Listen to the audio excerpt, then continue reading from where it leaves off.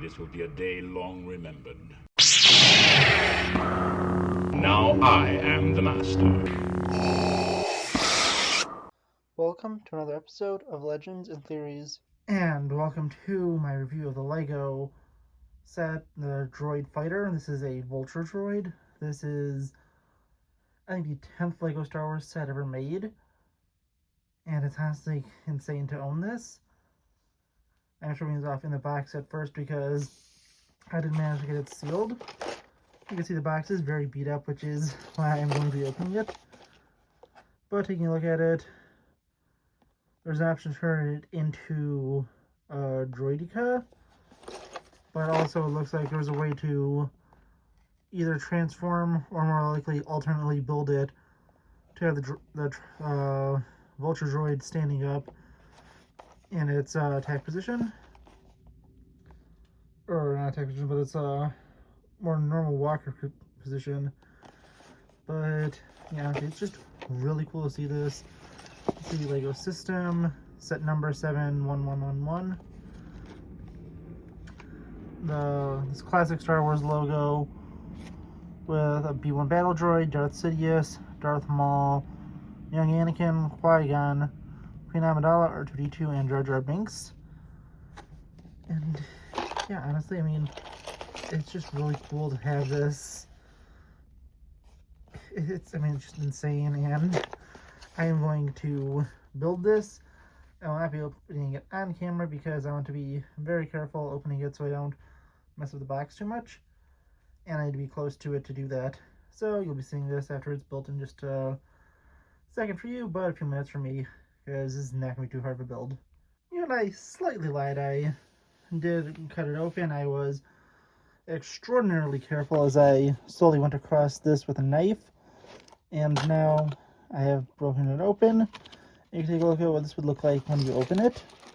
Since, well, it's rare to see a 1999 set opened. You can take a look at the pieces and instructions. You can see this Mania magazine. You can take a look at stuff on here, including the TIE Advance, bunch of other just normal sets, and the option to join the Lego Club. Obviously, you could easily just do this now online. And then you have, I don't know who this is, but this is a Lego mascot with the Darth Vader minifigure next to him, and he's in the Rebel pilot suit.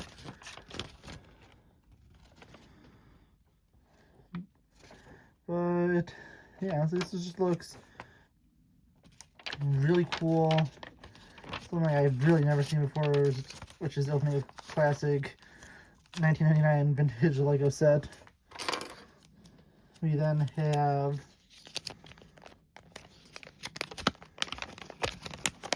like a poster.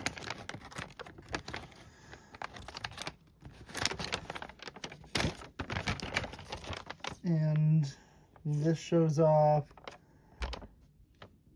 the sets. We have the X-Wing, the TIE Advance and Y-Wing, Luke's Land Speeder, which I did have the option to get, although I didn't, because it was a little more than I was willing to spend it today. This one, which I do own. And finally, this is the Speeder Chase, and then finally the Snow Speeder. It doesn't show off any of the Episode 1 sets, but I do know there was a Jar Jar one, this one, and a few more, although I don't know off the top of my head. You also see Bionicle on the back. I think that is Bionicle. I think, I can't remember the guy's name, but it's something, the Adventure series, Space, Ninja, City Center, and Rock Raiders. And yeah, honestly, I mean, it's just really cool to see that. Also, obviously, these pieces are kept separately to the side. large molded pieces. All the parts are in one bag. And then you have the instructions here.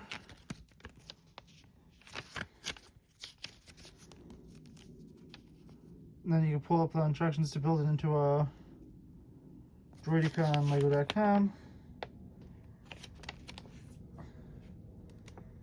And then it does have the ability for you to transform it, which is honestly really cool. I wasn't sure which way that would go.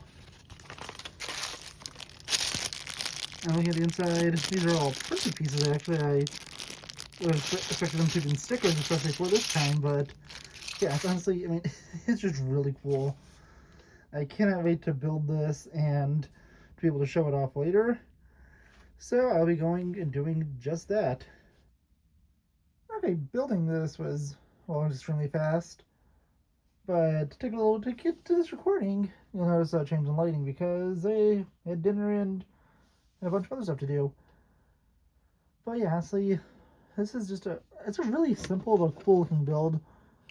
Really interesting that, again, these are prints. I thought they would have been stickers. And a very simple way to transform it. Although, actually it is a little slightly inaccurately built here where the wings aren't closed on Vulture droids. I did look up an image of it. So, when you're transforming it, you're supposed to split these apart and move them into this position. It's kind of hard to do this when I'm looking at this from the backside angle. And again, over here. But considering, well, one, Vulture droids are supposed to look like this, and two, brown pieces are very fragile, I'm definitely going to be keeping it like this while I have it displayed. You then rotate this to the side, although I'll show what this looks like in its more accurate form with those printed pieces being shown off. And just as I say, there's guaranteed to be no printed pieces in this. You move that to the side, then you slide this out, and finally move it to go here,